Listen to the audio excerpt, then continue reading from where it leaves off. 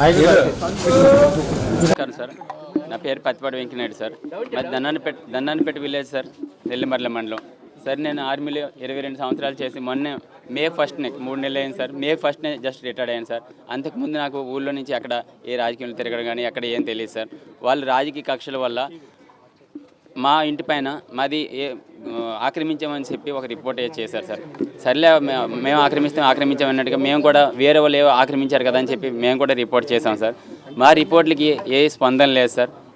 ఏ ఆక్రమణ తాలూకు ఏ రిపోర్ట్ అట్నుంచి ఏది కూడా రాలేదు సార్. కానీ వాళ్ళకి మాత్రం ప్రభుత్వ అధికారులు స్పందించి వెంటనే నేను ఉగ్రవాదుల్ని వెంటాడి ఉగ్రవాదులతో ఫైట్ చేసే మనిషిని నన్ను ఒక ఉగ్రవాదిగా తయారు చేసి ఒక 40-50 మంది పోలీసులతో ప్రభుత్వ యంత్రాంగంతో వచ్చి మా ఇల్లుని మా గోడ కూల్చేసి నన్ను ఎంత ఇబ్బందులు పెట్టారంటే అంత ఇబ్బందులు పెట్టారు సార్. ఇది సమంజసం కాదు సార్ ఎంతవరకైనా.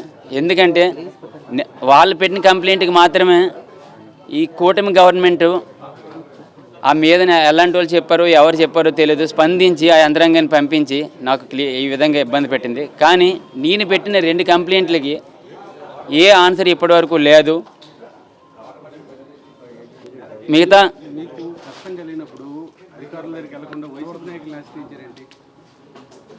నాయకులు నేను ఎవరిని ఆశ్రయించలేదండి.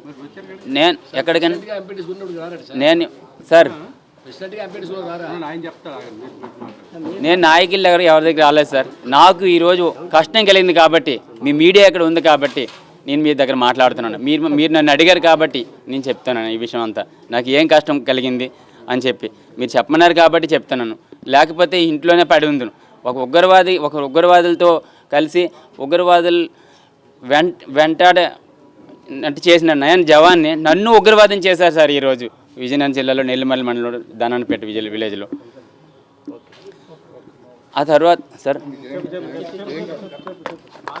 నేను ప్రభుత్వాన్ని ఒకటే కోరుకుంటున్నాను సార్. ఈ కూటమి ప్రభుత్వం ఇప్పటి వరకు అసెంబ్లీలోనూ మేము ఎవరికి ఏం చెయ్యము, మా ప్రభుత్వం వచ్చింది, ఇకపైన పబ్లిక్ ప్రాబ్లం లేదు, లేడీస్ ప్రాబ్లం లేదు అనే విధంగా చెప్పుకు తిరుగుతున్నారు. ఏదో పవన్ కళ్యాణ్ గారు డైలాగుల్లో సినిమా డైలాగులు చెప్తున్నారు, ఒళ్ళు దగ్గర పెట్టుకుని పని చేస్తామని. కానీ అక్కడ మాట్లాడుతున్నారు, ఇక్కడ చెప్పేది పద్ధతి అంతా ఏంటి, ఈ విధంగా దౌర్జన్యాలు చేస్తున్నారు.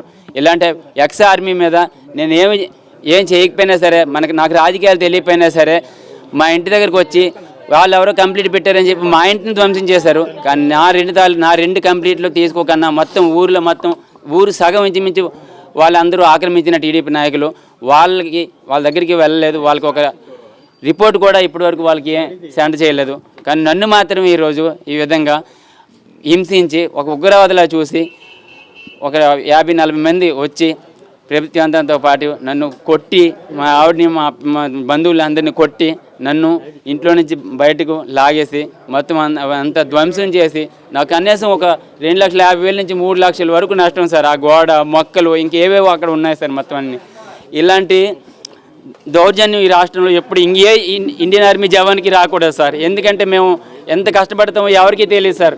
గ్లేషియర్లోను అలాగే వేరే టెర్రరిస్ట్ ఏరియాలోను ఎంత కష్టపడతామో ఎవరికీ తెలియదు సార్. అలాంటి కష్టపడి వచ్చిన వ్యక్తికి నాకు ఇలాంటి అన్యాయం చేస్తుంది సార్ ఈ కూటమి గవర్నమెంట్.